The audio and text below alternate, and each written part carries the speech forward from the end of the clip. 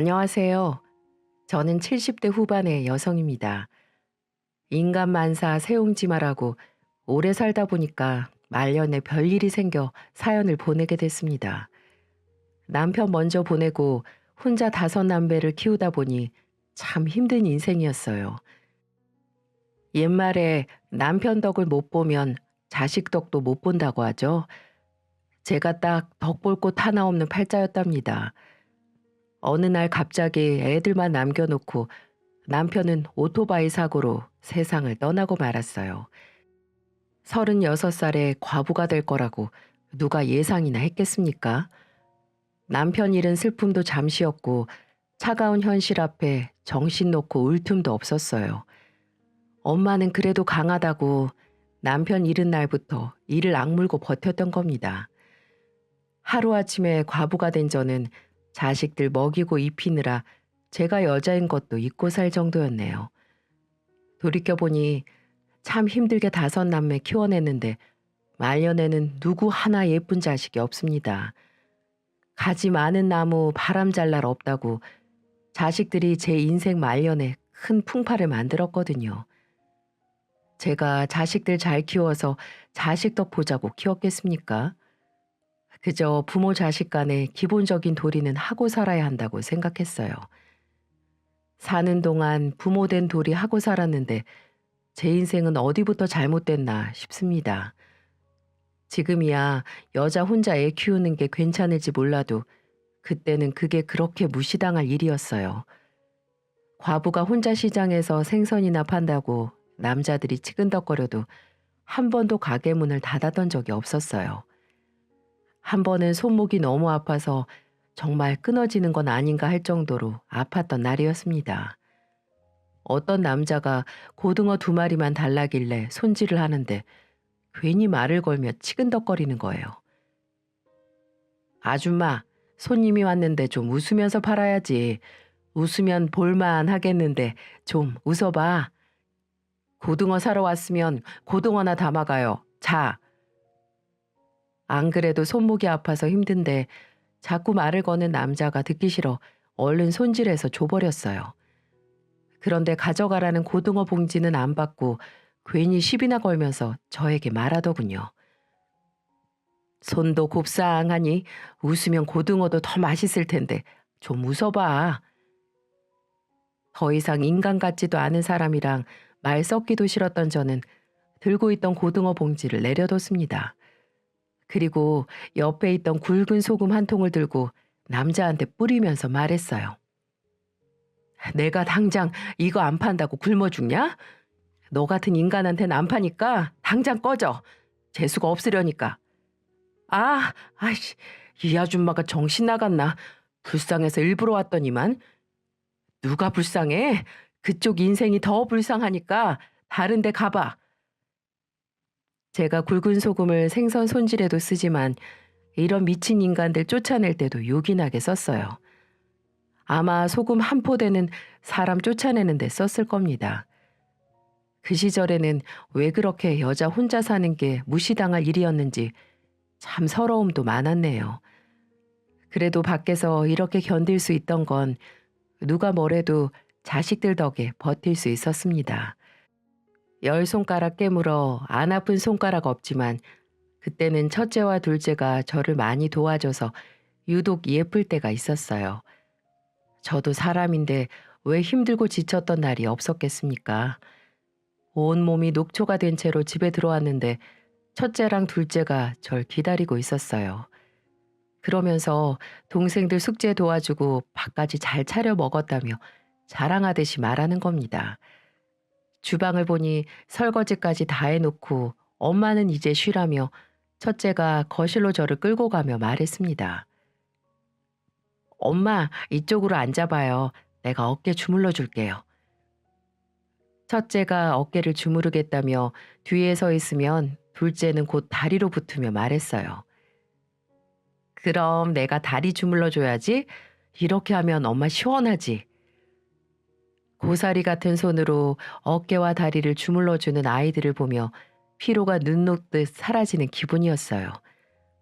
눈에 넣어도 안 아플 자식들이라는 게 내 새끼들을 두고 하는 말이구나 생각했습니다.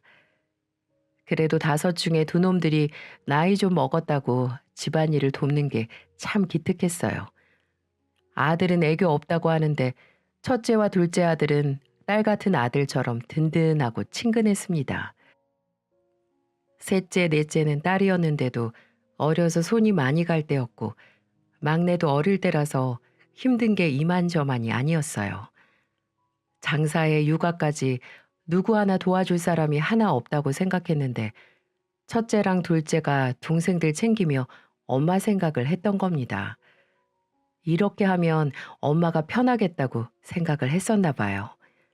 왜냐면 제가 장사를 끝내고 집에 들어갈 때 꼭 저를 불러 세워놓고 둘이 자랑하듯 말했거든요. 제가 장사를 끝내고 집에 오면 첫째는 왼팔을 잡고 말했습니다. 엄마, 오늘 제가 이불도 깔고 막내 잘 자라고 자장가도 불러줬어요. 우리 장남 잘했네. 고마워. 이렇게 말을 하면 다음은 둘째 차례였죠. 첫째랑 웃으며 얘기를 하면 둘째는 쪼르르 달려와서 오른팔을 잡고 말했어요. 엄마, 저는 오늘 동생한테 색연필도 양보했어요. 안 싸우고 잘 놀았네. 고맙다, 고마워. 그렇게 셋이 하루를 마감하듯 꼭 안고 품에 안아주는 게 저한테는 가장 큰 행복이었습니다. 비록 아빠 정은 모르고 클지라도 남매끼리 서로 의지하며 클 수 있어서 다행이라고 생각했어요. 나중에 나이 들어서 엄마마저 세상을 떠나더라도 우애 좋은 남매들이 서로 도우면서 잘 살 거라고 생각했거든요. 하지만 자식 일이 부모 마음처럼 잘 풀린다면 세상 부모들은 모두 아무 걱정도 없을 겁니다. 저도 한때는 자식들 참 잘 키웠다고 생각하기도 했던 때가 있었어요. 첫째가 공무원이 되고 둘째가 대기업에 입사했을 때 전 처음으로 자식들 앞에서 눈물을 흘렸습니다. 나처럼 구질구질하게 안 살게 하려고 노력했는데 내 자식들은 떵떵거리며 잘 살겠구나 생각하니까 눈물이 다 앞을 가리더군요. 뒤이어 셋째는 어린이집 선생님이 되어 일을 시작했고 적성에 잘 맞는다며 즐거워했습니다. 아직도 내 눈에는 애 같은데 아이들을 본다는 게 신기하기만 했어요. 하지만 더 놀라웠던 건 넷째가 22살에 시집갔을 때였던 것 같네요. 어린 나이에 덜컥 결혼한다니까 걱정이 앞서기도 했습니다. 그때 넷째는 예비사위와 사업을 준비하는 중이었는데 서로 성격이 잘 맞는 것 같았죠. 그래서인지 제 걱정과는 달리 제법 넷째는 사업도 잘 자리 잡았고 결혼 생활도 잘 꾸려가고 있었어요. 그런데 위에 형 누나들과 달리 막내는 철딱서니가 없어서 걱정이 이만저만이 아니었습니다. 아빠 정 많이 못 보고 컸다고 오냐오냐 키웠더니만 늘 사고만 치는 아들이었어요. 막내를 빼고는 하나 둘 사회의 자리를 잘 잡았고 일하면서 자기 짝을 만나 각자 자기 가정 잘 꾸려서 살고 있었습니다. 이제 정말 자식들 다 키웠다는 생각에 저도 편하게 살겠구나 싶었어요. 결혼해서 가정 꾸린 자식들 알아서 잘 사는 게 당연하다고 생각했던 겁니다. 하지만 막내만큼은 한시도 마음 놓을 새가 없었어요. 제대로 일자리도 못 구하고 밥벌이를 제대로 해본 적이 없으니 걱정이 마르질 않더군요. 그래서 늘 막내 일에는 노심초사였는데 진짜 일은 엉뚱한 데서 벌어지고 있었습니다. 자식 둔 부모는 근심 놓을 날이 없다고 하죠. 저도 제 자식 일이지만 아직까지도 믿을 수가 없어요. 제가 대단한 효도를 바랬던 것도 아닌데 다섯 남매는 하나같이 대못을 받고 갔습니다. 늘 알아서 척척 해내던 첫째도 말이죠. 첫째 일만 생각하면 목이 메일 정도입니다. 다른 남매들과는 다른 못을 제 가슴에 깊이 새겼거든요.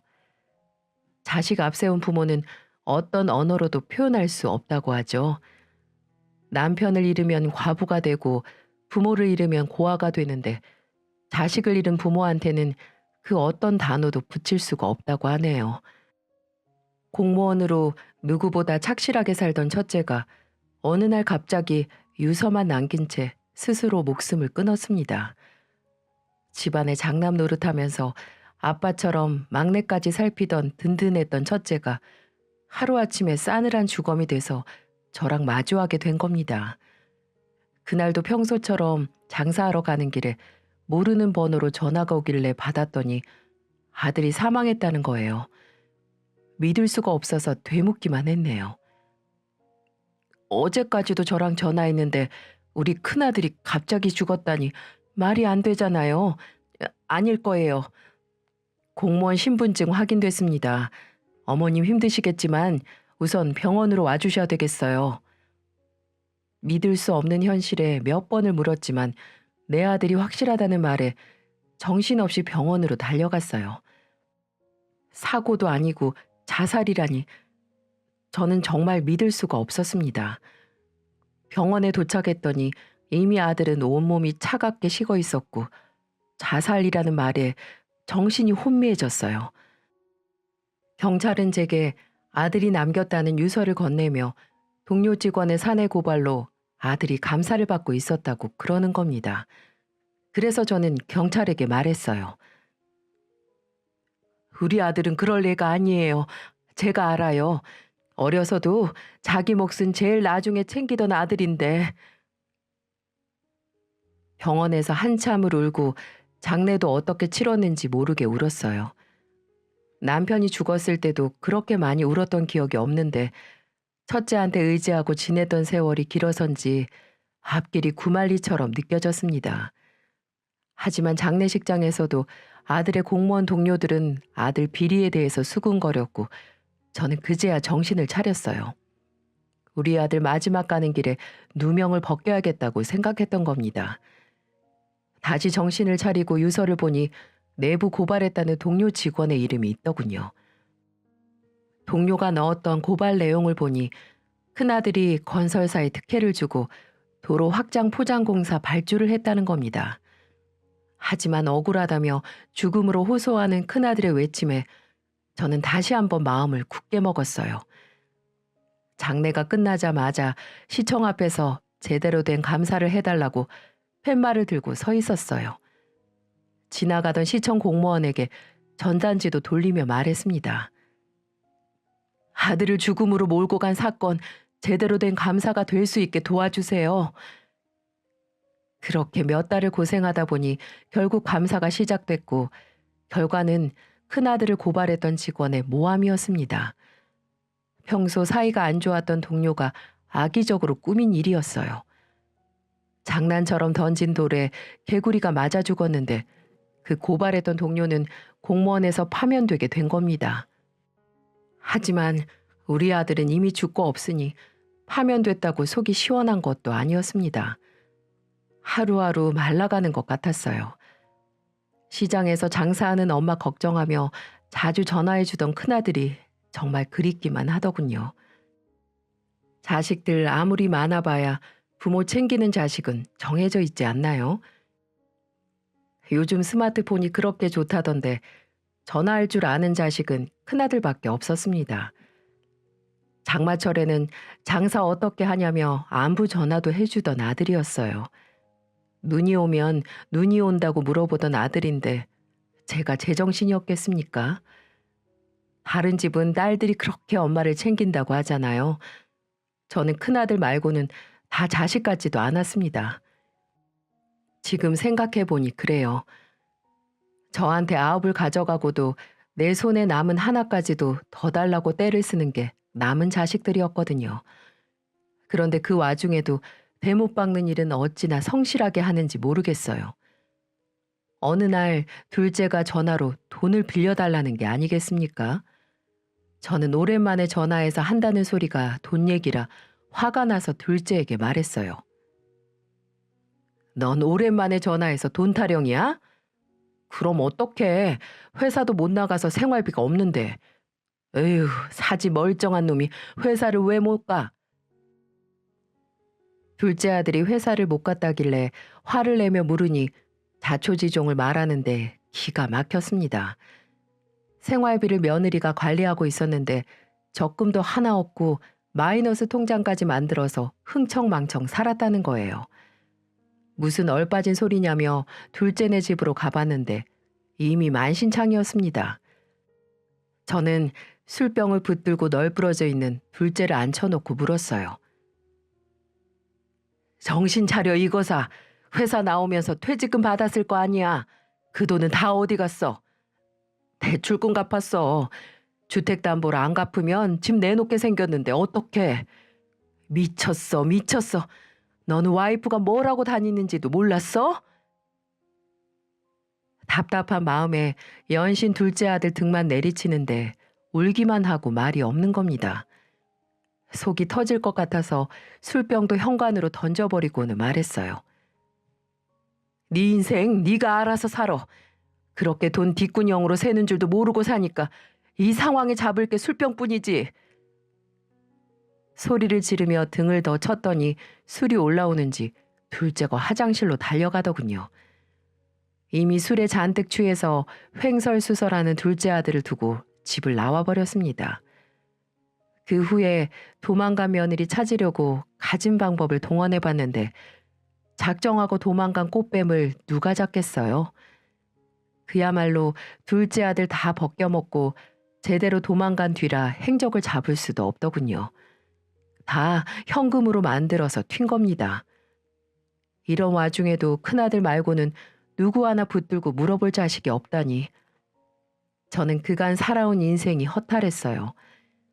자식 일에는 무슨 일이든 버틸 수 있었는데 둘째까지 연이어 사고를 치는 통에 골이 아파올 지경이었죠.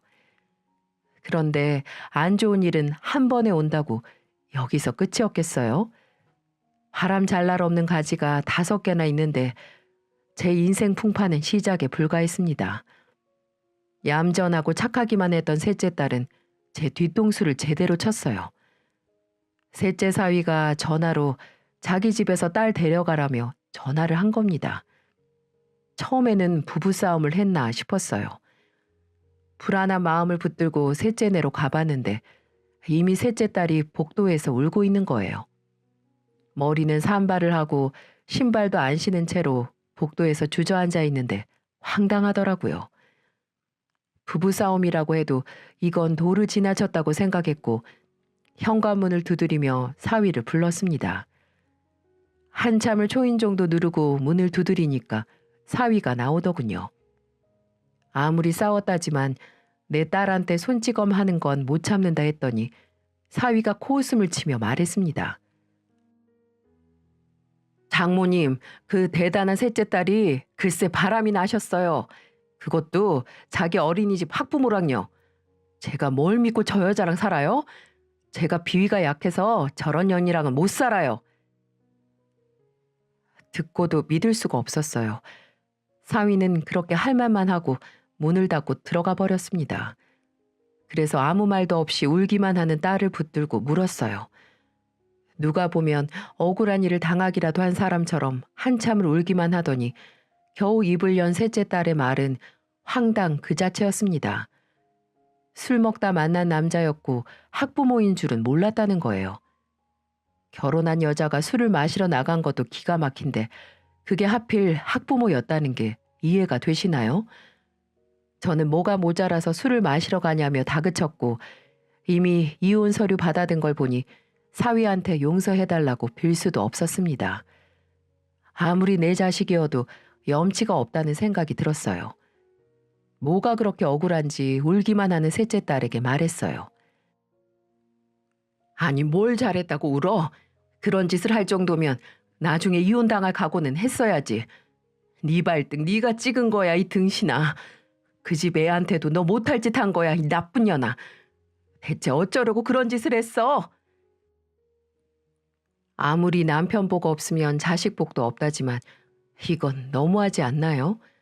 그런데 전 며느리 복에 사위 복도 지지리도 없었습니다. 둘째 며느리는 야가 빠진 꽃뱀이라 둘째가 벗겨먹고 튀었는데 넷째 사위는 그야말로 칼 안 든 강도 같았어요. 왜냐면 넷째 딸이랑 사위는 사업을 하다 망하더니 저만 보면 돈 타령을 해대는 겁니다. 처음에는 은근슬쩍 하더니 이제는 아예 대놓고 저만 보면 돈돈거리는 거예요. 그런데 요즘에는 관뚜껑 닫힐 때까지 손에서 돈을 놓으면 안 된다고 하지 않습니까? 그래서 돈이 없다고 하니까 넷째 사위는 저를 무시하며 말하더군요. 죽을 때 돈 가지고 가실 거예요? 이제 큰아들도 죽고 없는데 투자한다 생각하고 저한테 좀 달라니까요.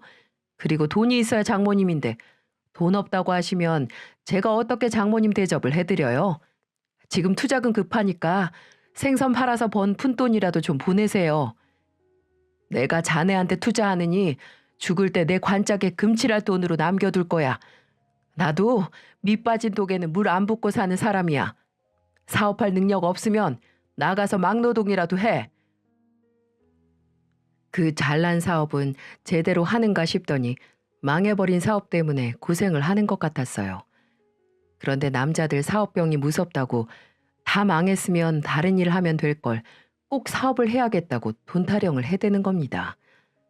뻔히 보이는 밑 빠진 독에 물 붓는 바보 천치가 어디 있겠습니까? 하도 돈 타령을 하는 통에 한동안 넷째네 부부랑은 전화도 안 하고 지냈습니다. 어쩜 자기 엄마 안부도 안 묻고 돈 타령만 하는지 귀에 딱지가 앉을 것 같았어요. 저는 말년에 주변에 돈 못 쓰고 죽은 귀신들만 붙었는지 막내까지도 난리였습니다. 막내는 심지어 돈을 제대로 벌어본 적도 없는 백수예요. 뼛속부터 백수였던 겁니다. 일자리 겨우 구해서 나가도 반나절을 버텨본 적이 없었어요. 그러면서 바라는 건 또 어찌나 많은지 꼭 저런 백수들이 지 친구들 하는 건 다 따라하려고 하잖아요. 어느 날은 장사하는데 찾아와서 한다는 소리가 자기 친구 차 뽑았다고 자기도 차를 사달라는 겁니다. 그러면서 저한테 반협박처럼 말하더군요. 나도 차를 사야 출근을 하고 일을 하지. 차가 없어서 일 못하는 거라니까. 일을 해야 차 살 돈이 나오지. 아무것도 없는 놈이 차를 어떻게 사? 엄마가 사주면 되잖아. 나 차 좀 사줘. 안 사주면 나 평생 일 안 할 거야. 마음대로 해. 네 인생이지 내 인생이야? 세상에 자기 인생을 담보로 엄마 협박하는 아들이 또 있을까요? 절대 안 된다고 했더니 한동안 잠잠했습니다. 하지만 막내 아들은 포기할 위인이 아니었고 기어이 사고를 치고 말았어요. 글쎄 어디서 헐값에 오토바이를 샀다며 가져온 거 있죠? 자기 아버지가 오토바이 사고로 죽은 걸 뻔히 알면서도 버젓이 가져온 거예요. 그리고는 제 앞에서 오토바이 시동을 걸며 말하더군요.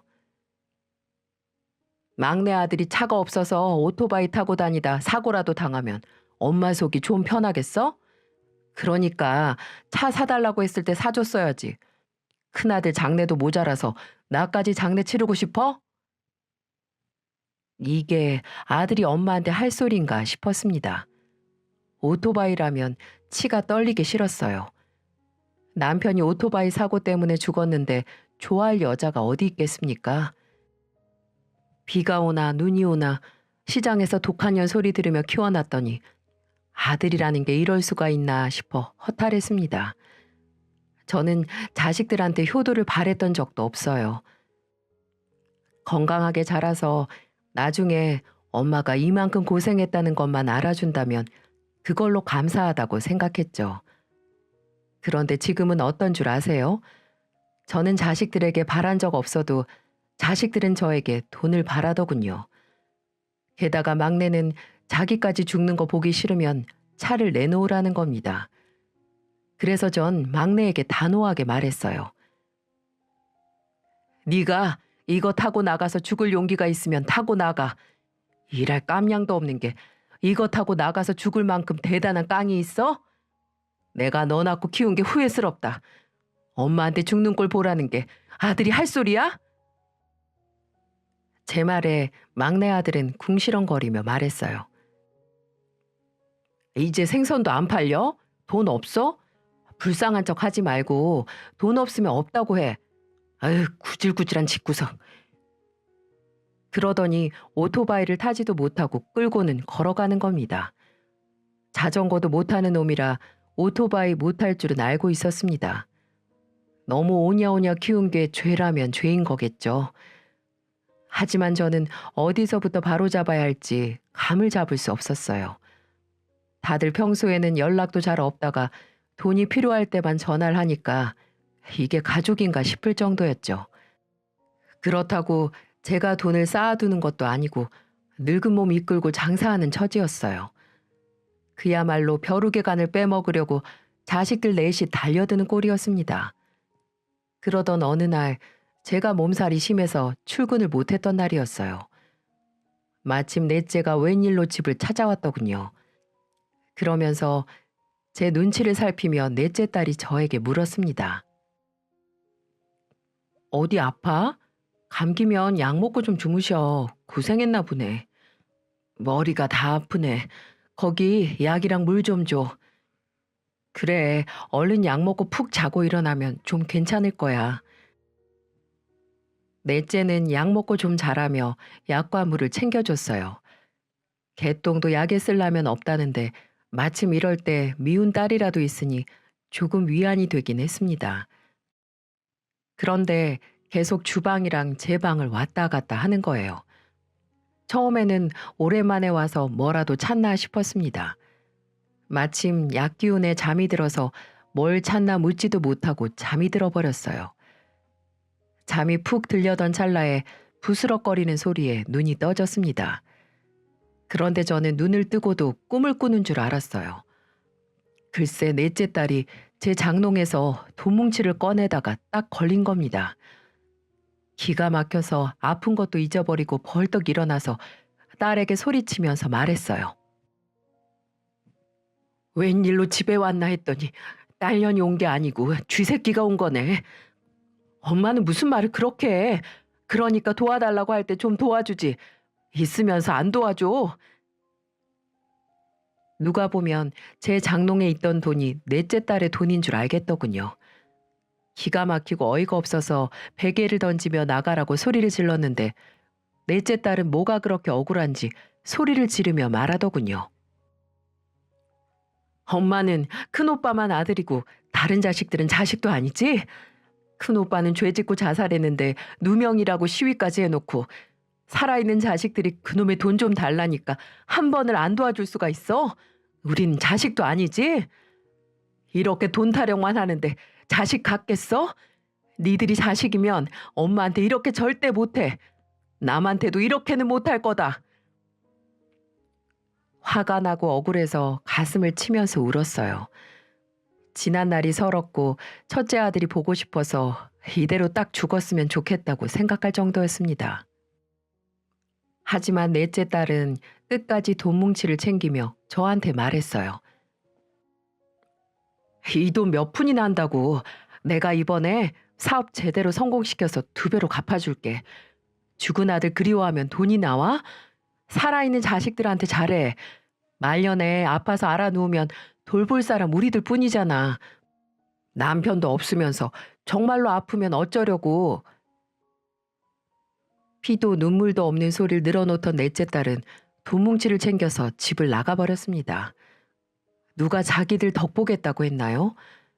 가벼운 감기에도 저런 피도 눈물도 없는 소리를 하니까 소름이 돋을 정도였어요.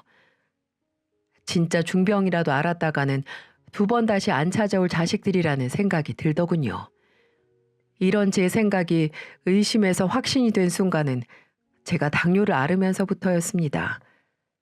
잠을 푹 자도 피곤하고 피로가 풀리지 않은 것 같았어요. 그리고 몇 달 사이 체중이 눈에 띄게 감소한 겁니다. 아무래도 몸이 이상해서 병원에 가봤는데 당뇨병이 심해져서 합병증 위험이 올 수 있는 상태라고 했습니다. 그래서 장사도 못하게 됐고 더 이상 경제적 활동을 할 수 없는 상태가 된 거예요.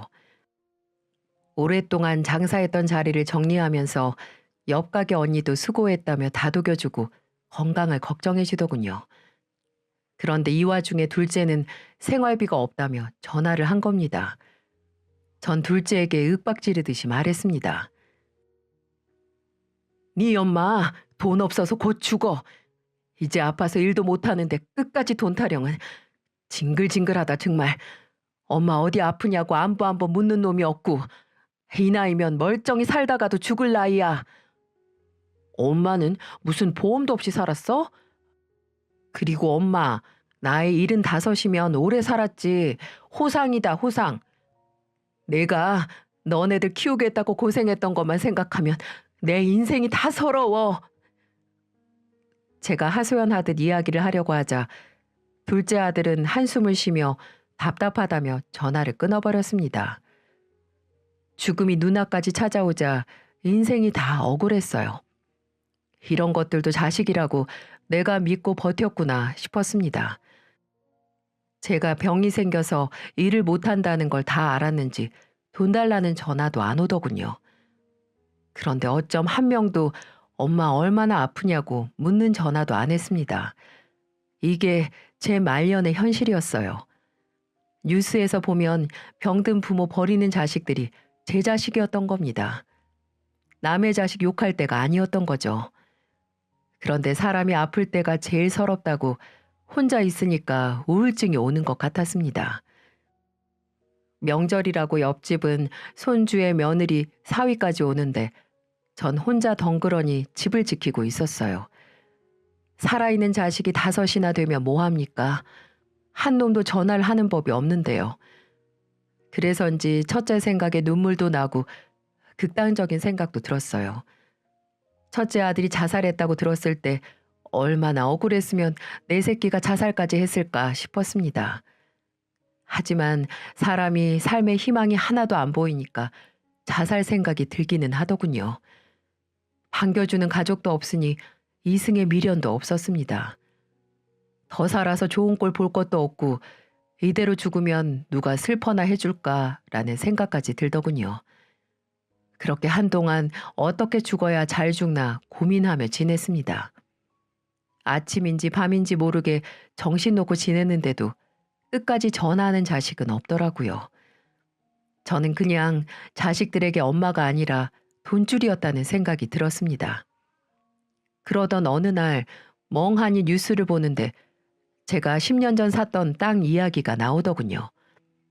친한 친구 중에 부동산에 관심 많던 친구가 저에게 추천해줬던 땅이었는데 그때 당시 자식들이 다 반대를 했었습니다.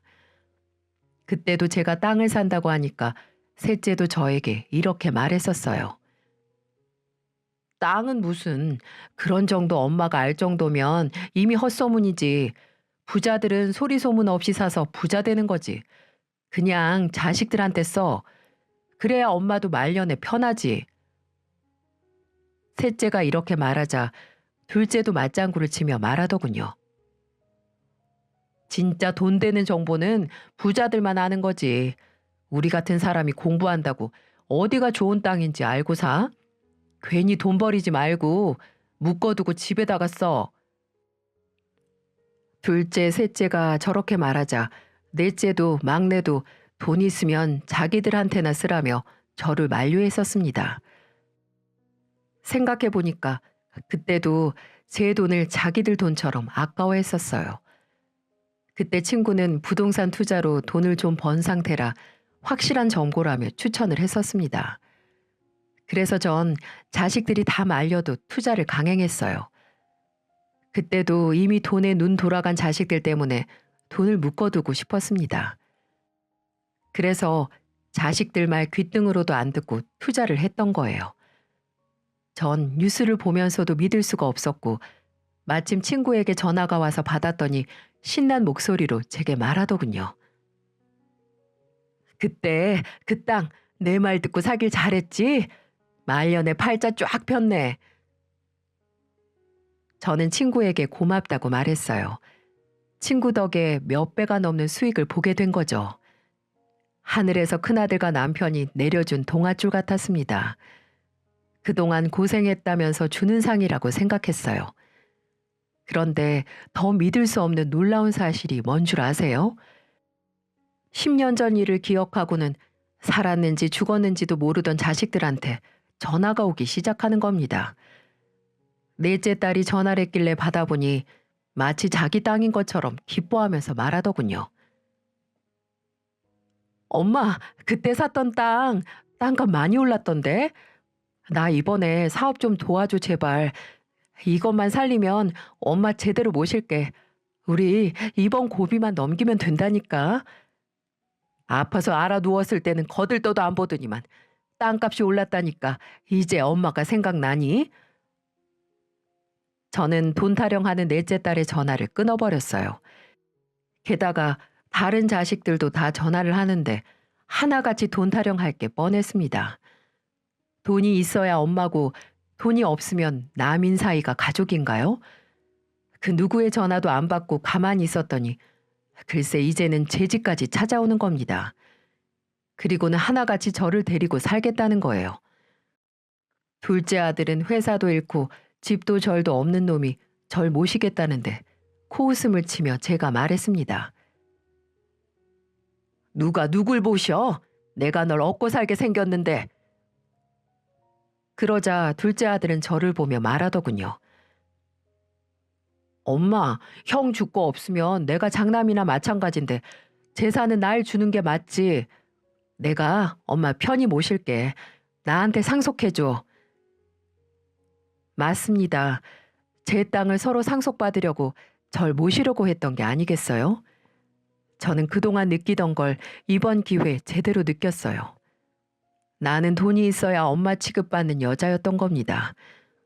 이제는 자식이라고 부르고 싶지도 않아서 얘네들이 어디까지 하려나 지켜보자 싶었어요. 둘째 아들이 장남이라며 당당히 말하자 넷째 부부는 호통을 치며 말하더군요. 꽃뱀한테 당해서 전 재산 잃고 바람피다 이혼당한 사람들이 어떻게 모셔요? 당연히 우리 부부가 모시는 게 그림이 더 낫지. 그러면서 둘째는 그 얘기가 왜 나오냐며 노발대발을 했고 셋째도 언성을 높였습니다. 그러자 막내도 한 소리를 거들더군요. 내가 그래도 엄마 장사하는 동안 시장도 오고 가면서 지냈는데 당연히 나랑 살아야지. 이제 와서 다들 이러는 거 너무 속보인다. 저는 막내 말이 끝나자마자 뒤통수를 후려치며 말했습니다. 야, 이 자식아, 네가 시장에 나 찾으러 왔어? 차 사달라고 온 거잖아. 누가 보면 일이라도 거들고 간 줄 알겠네. 다들 내 집에서 나가. 다 시끄러워. 저는 서로 자기들이 모시겠다며 헛소리하는 자식들을 쫓아내버렸어요. 그리고 현관문을 닫아버렸습니다. 하지만 끈질긴 기생충 같은 자식들의 쇼는 이제가 시작이었죠. 아플 때는 제가 죽기라도 한 것처럼 안 오더니 넷째가 글쎄 손주까지 앞세워서 찾아온 겁니다. 저 어린애를 문전박대할 수 없어서 문을 열어줬더니 넷째 사위라는 게 양손에 뭘 가득 들고 왔더군요. 그러면서 제 얼굴을 보자마자 갑자기 사위가 이렇게 말을 합니다. 장모님, 당뇨에 좋다는 거 좀 사와봤어요. 이게 그렇게 좋다네요. 손주 때문에 집에 들였더니 챙겨온 선물을 풀면서 몸에 좋은 거라며 늘어놓더군요. 부창부수라고 넷째 사위가 팔불출처럼 말을 하니 넷째 딸도 거들며 말하더군요. 엄마, 이거 사위가 엄마 주려고 3일 전부터 다 산 거야. 그만 사라고 해도 장모님 물건에 돈 아끼지 말자고 다 사더라. 왜? 이제 돈 생겼으니까 장모님 대접 선심 쓰는 것처럼 하는 거야? 엄마는 왜 좋은 의도를 그렇게만 생각해? 좋게 좀 생각해봐. 저는 다 가져가라고 치우라며 소리쳤습니다.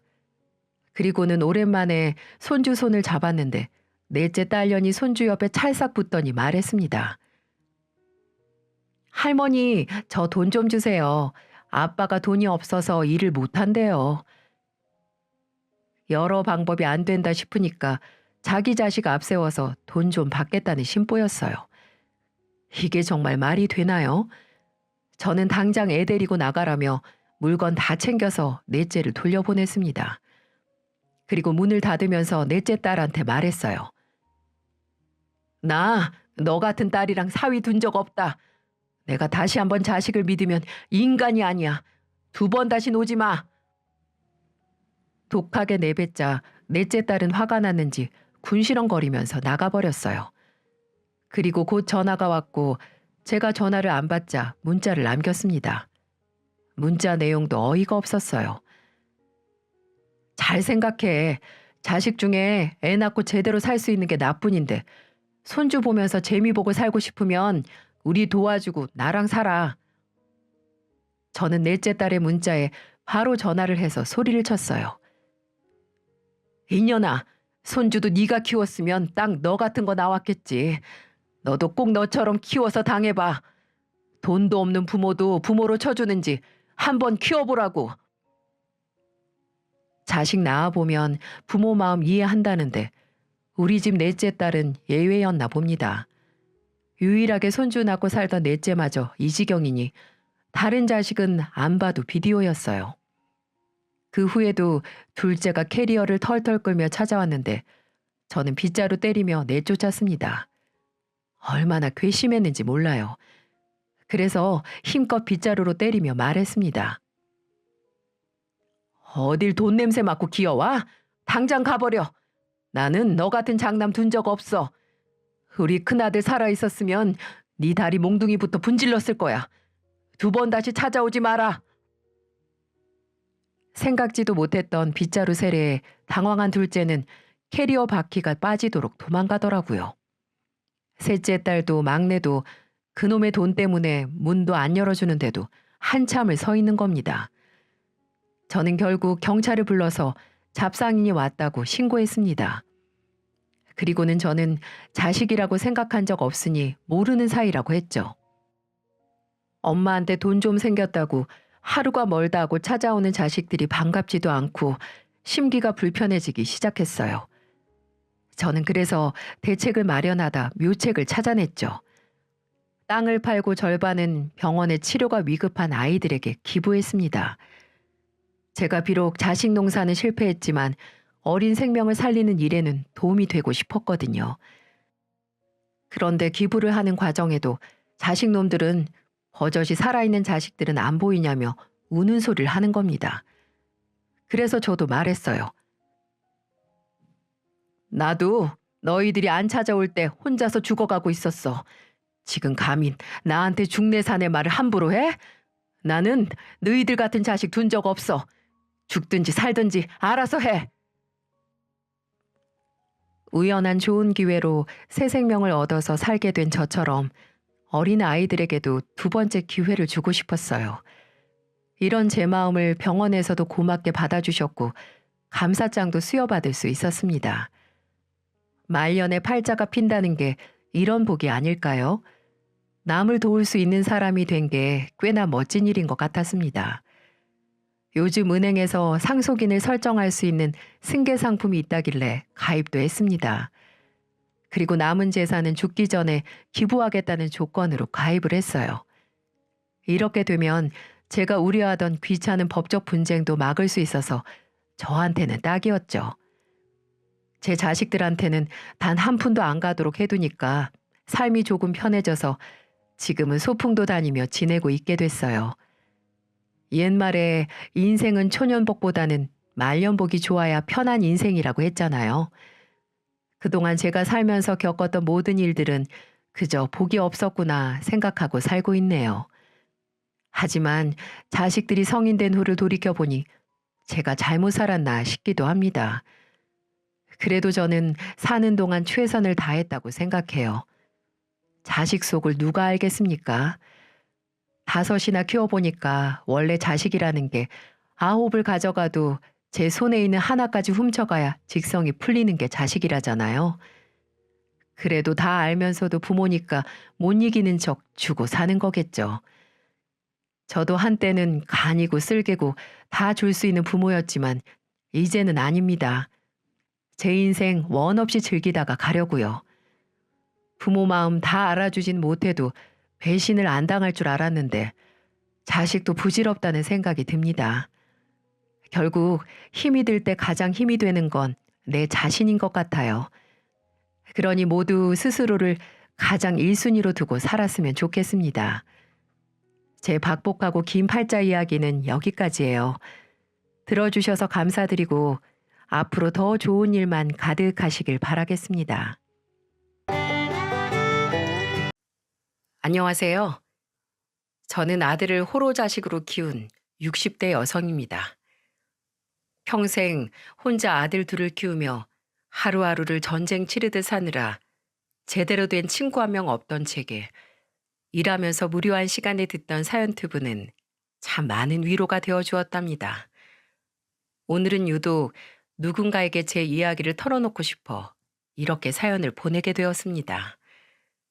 저는 여수의 한 시장에서 젓갈과 갓김치 등을 팔며 생계를 꾸려왔습니다. 그런 제게도 남들처럼 세상에서 저를 가장 아껴주는 남자가 생겼고 그 남자와 아들 둘까지나 행복한 가정을 꾸리게 되었죠. 그렇게 남들처럼 평범하게 살아올 줄 알았건만 언제부턴가 제 가정엔 조금씩 균열이 생기기 시작했어요.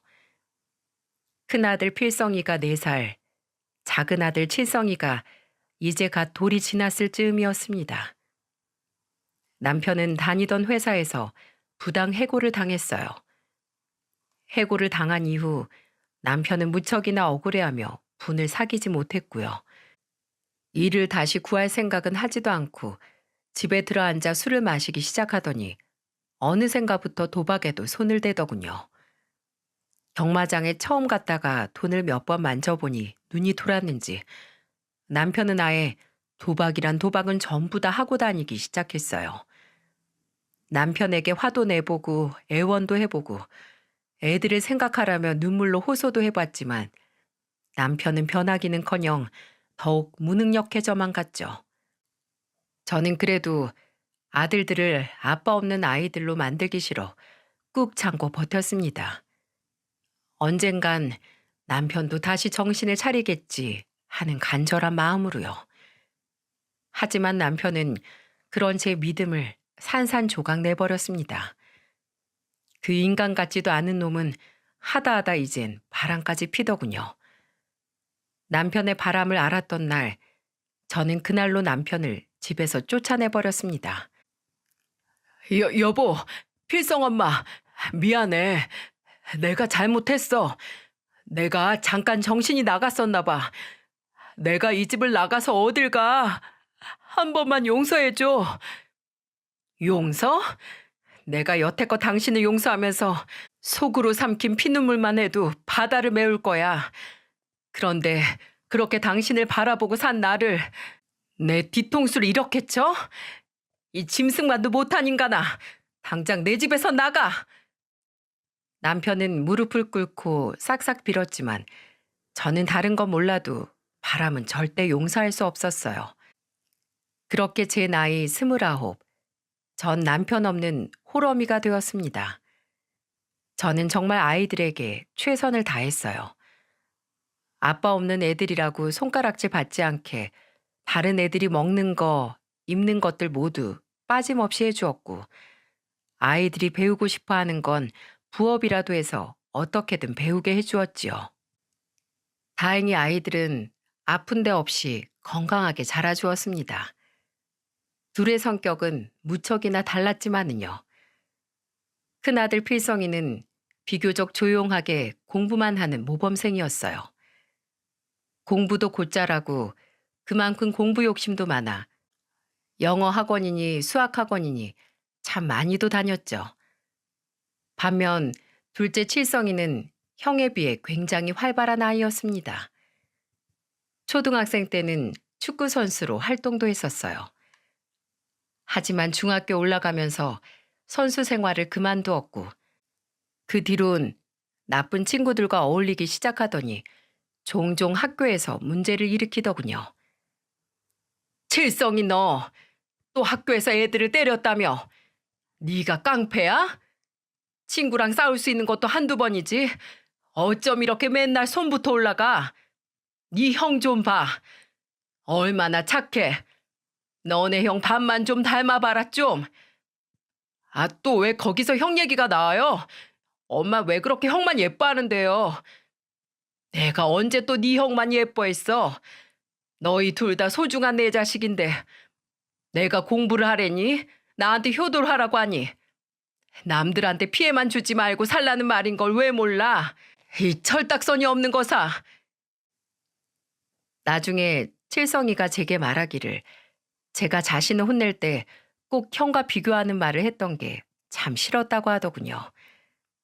항상 어릴 적부터 칭찬만 받던 형과 달리 자신은 엄마에게 쓸모없는 자식처럼 느껴졌다면서요. 그런 칠성이가 변하기 시작한 건 고등학교 1학년 때였습니다. 어느 날 제 가슴에서 피가 섞인 분비물이 나오더군요. 너무 놀라 검사를 받아보니 유방암이라는 진단을 받았죠. 병원에선 다행히 너무 늦지 않은 시기에 발견되어 충분히 완치될 수 있다고 하였고, 그래서 저는 한동안 가게를 접고 수술을 받으러 입원을 하게 되었습니다. 그런데 아이러니하게도 제가 입원해 있는 동안 계속해서 저를 챙겼던 건 첫째가 아닌 둘째였어요. 당시 20살이었던 첫째 필성이는 시험 기간이란 이유로 제가 입원해 있는 내내 얼굴을 보이지도 않더군요. 반면 칠성이는 제가 입원하는 날도 눈이 퉁퉁 붓게 울며 기어코 학교에 가지 않고 쫓아오더니 그 뒤로도 학교가 끝나기만 하면 곧바로 병원으로 달려오더라고요. 주말이면 집에 가라는 제 말을 듣지도 않고 보호자용 침대에서 쪽잠을 자기도 하고요. 마냥 철없게만 생각했던 칠성이가 다시 보이던 때였죠. 그렇게 수술 전날 밤이 다가왔어요. 아무리 초기이고 부분 절제만 하면 되는 수술이라고 하지만 암이라는 이름을 달고 있으니 참 무섭더군요. 어찌나 긴장이 되던지 밤이 늦어 새벽이 되었는데도 잠이 오질 않았습니다. 뜬 눈으로 새벽을 보내고 있자니 오랜만에 생각이 많아졌어요. 제 지난 인생이 머릿속에 주마등처럼 스쳐갔죠. 남편과의 만남과 이혼, 그리고 평생 억척스럽다고 손가락질 받으며 키운 두 아들들, 둘째 칠성이의 잦은 방황과 애써 괜찮다고 말했지만 공부한답시고 얼굴도 내비치지 않는 첫째 필성이에 대한 서운함까지 이것저것 떠올리기 시작하니 갑자기 서러움이 본물 터지듯 밀려오더라고요. 그렇게 아등바등 열심히 살았건만 왜 나한테 암이라는 큰 병이 생긴 건지, 내 인생은 왜 이렇게 고단한 건지 참 세상이 원망스러웠습니다. 그러다 보니 결국 감정이 북받쳐 올라 울음이 터지더군요. 그렇게 시작된 눈물은 그칠 줄을 몰랐고 애써 참았지만 흐느끼는 소리가 결국 제 입 밖을 빠져나왔습니다. 제가 흐느끼는 소리에 보조 침대에서 자고 있던 칠성이가 깨더군요. 아빠 대신 든든하고 강한 존재가 되어주고 싶어 생전 아들들에게 약한 모습을 보이지 않았었는데 그런 저의 나약한 모습을 보게 된 칠성이는 많이 놀란 것 같았습니다. 칠성이는 두 눈이 휘둥그레져 제 손을 잡고 저를 달래기 시작하더니 곧이어 자신도 눈물을 뚝뚝 흘렸죠. 엄마, 왜 울어? 울지 마. 나 때문에 그래? 내가 그동안 속 썩인 거 생각나서? 미안해. 내가 잘못했어. 엄마 몸이 이렇게 안 좋아진 줄도 모르고 내가 너무 내 생각만 했어. 미안해. 이제 싸움도 안 하고 엄마 말도 잘 들을게. 그러니까 울지 마.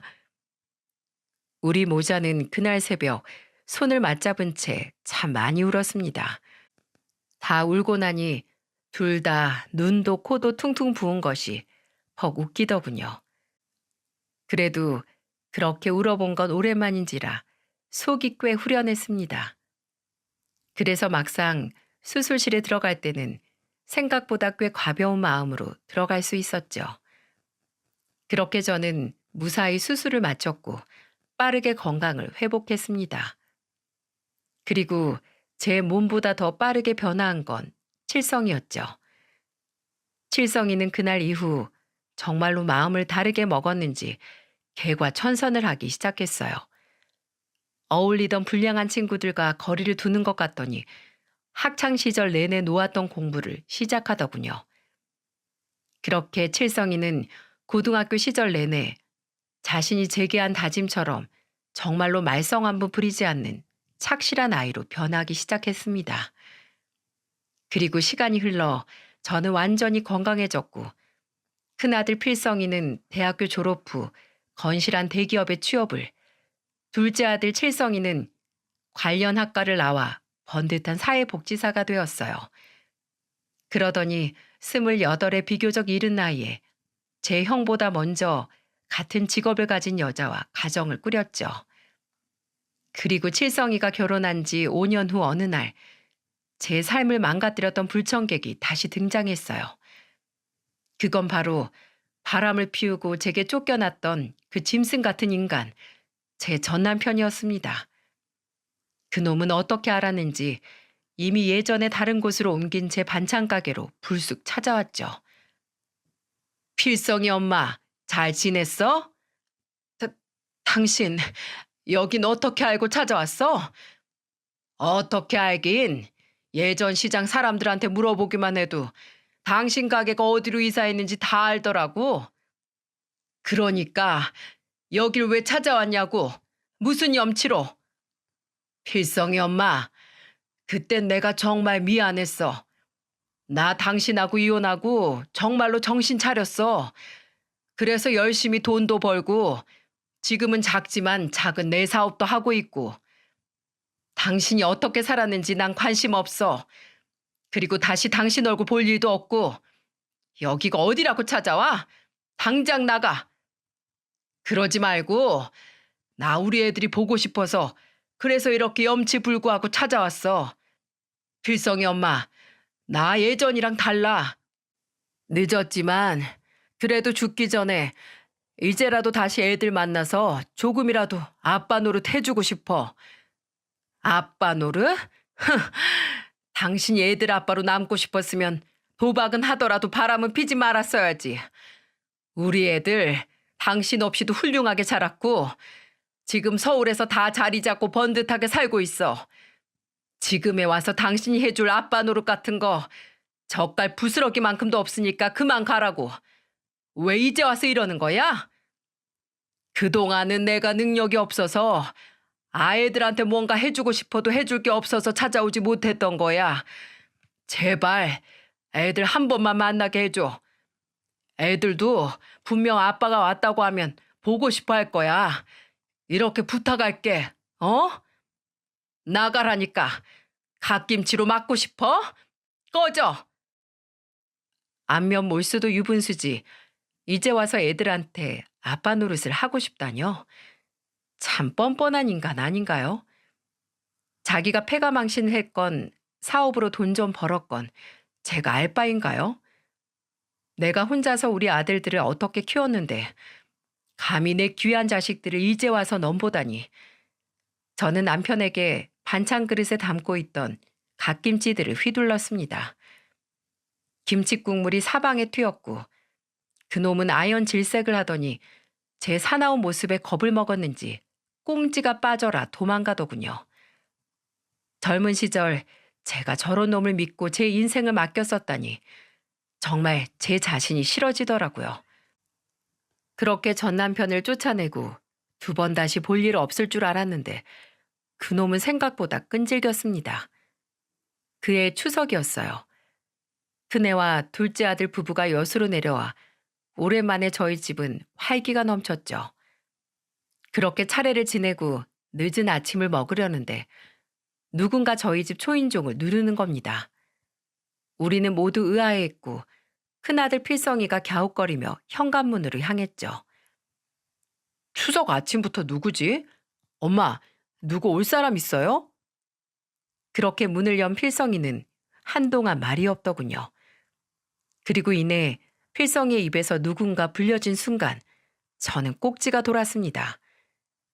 추석 아침부터 찾아온 사람은 바로 며칠 전 제가 갓김치로 쫓아냈던 그놈, 제 전남편이었거든요. 아빠? 필성이구나. 아빠 알아보겠니? 녀석, 어릴 적 얼굴이 그대로 남아있네. 남아있어. 그래, 아빠야. 접시에 담던 전을 내팽개치고 현관으로 달려가니 전 남편은 필성이를 부둥켜 안고 가증스럽게도 눈물을 글썽이고 있었습니다. 필성이는 어안이 벙벙해 보였어요. 저는 그런 필성이를 거칠게 전 남편에게서 떼어놓았습니다. 그리고 소리를 빽 질렀죠. 이 집은 또 어떻게 알았어? 이 인간이 저번에 그렇게 내가 지랄을 했는데도 여기까지 찾아와? 내가 애들 볼 생각하지 말랬지. 당신이 무슨 자격으로? 필성이 엄마, 제발 나 한 번만 용서해줘. 나 애들이 너무 보고 싶어서 그래서 아름아름 물어서 찾아왔어. 필성이 봐. 30년이 훌쩍 지났는데도 날 한 번에 알아보잖아. 내가 보고 싶었던 거라고. 그때였어요. 화장실에 있던 둘째 아들 칠성이가 소란을 듣고 뒤늦게 현관으로 달려왔습니다. 제가 더 사납게 전 남편에게 화를 내려던 찰나 칠성이가 확 끼어들더군요. 당신이 내 아빠란 인간이야?